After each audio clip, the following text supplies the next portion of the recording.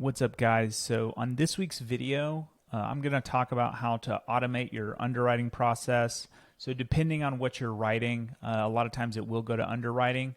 So I wanted to lay out some tools that you can use, free and paid, in order to systemize your underwriting, just to make sure that you do keep all those policies on your books and to make something easy that you can do every day that you're not going to forget. So the first one is going to be the paid one. So that would be obviously if you're running GoHighLevel. So for this one, you've probably seen it before. This is how I run my pipeline for my appointments. So booked appointment, missed appointment, quote no sale, underwriting, issued, paid, declined, graveyard, canceled.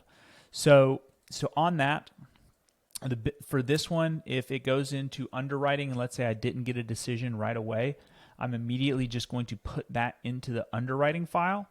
And so then I have my contact right in there. And then I can just follow that up with the insurance carrier. Okay. So for this is just me. You can go over here. If I'm doing underwriting, I can make my notes over here. And then on here, I'm just going to have the policy info so I can check in on the carrier.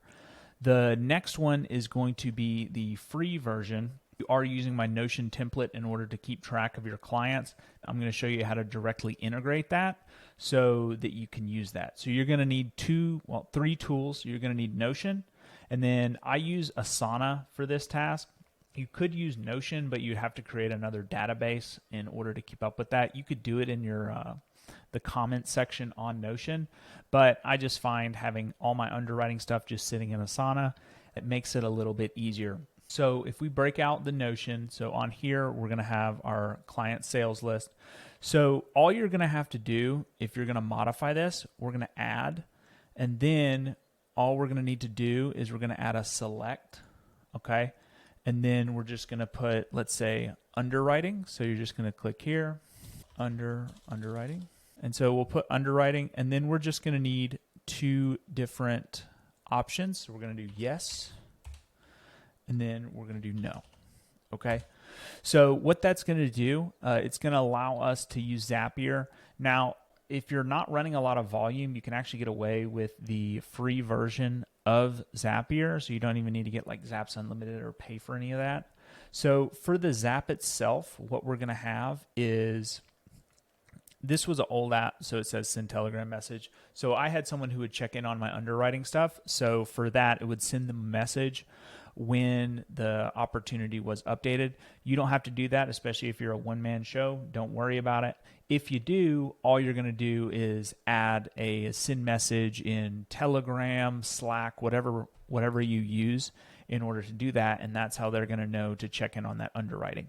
So when we look at that, we're just going to have when a database item is updated. So for example, on here, when that database item is updated, it is going to be underwriting, okay?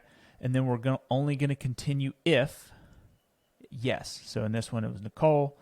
That will just change that to underwriting. So on here, you'll click the underwriting portion, and if the text exactly contains yes, which will be what we have on there, so yes, then it's going to create a task in Asana. So Asana is just a management software that you can use. It's totally free. And so what we want it to do is on that task, basically it'll create a task in Asana.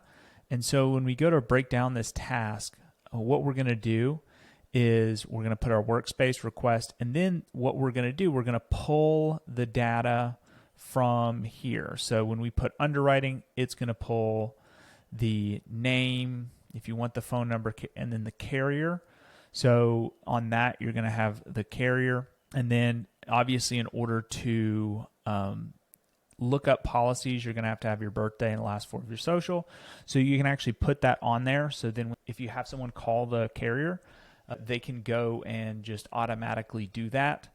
So then they don't have to message you, say, hey, what's your birthday, etc. As well as if you put your carrier with your writing number on there, you can do that. And then with your policy number, it'll do that. So what'll happen is once you put that in, it will then create the task, and then inside of Asana, it's going to give you the name of the person as well as what's needed.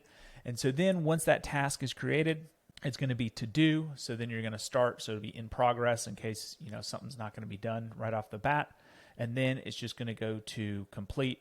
Or if you do deal in a decline, you can put it over in the decline portion, and then you don't have to deal with that anymore, or you can write them somewhere else. It's your choice, but that's the easiest way in order to automate that underwriting. Obviously, as you continue to scale, you can scale this indefinitely just because you can just add a person to do that for you, and then all you have to do is you get an email from the carrier or you write them and it's not going to go through, immediately make a task, and then that person can check up on that and make sure that that policy issues. Or if you're a one-man show, you can enjoy it because you don't have to sit there and wonder who's where, what clients are in underwriting, what aren't.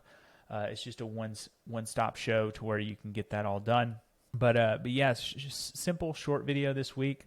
If you have any questions about this type of automation, just leave me a comment down below. I'll answer all your comments and look forward to bringing you guys some value next week. Thanks.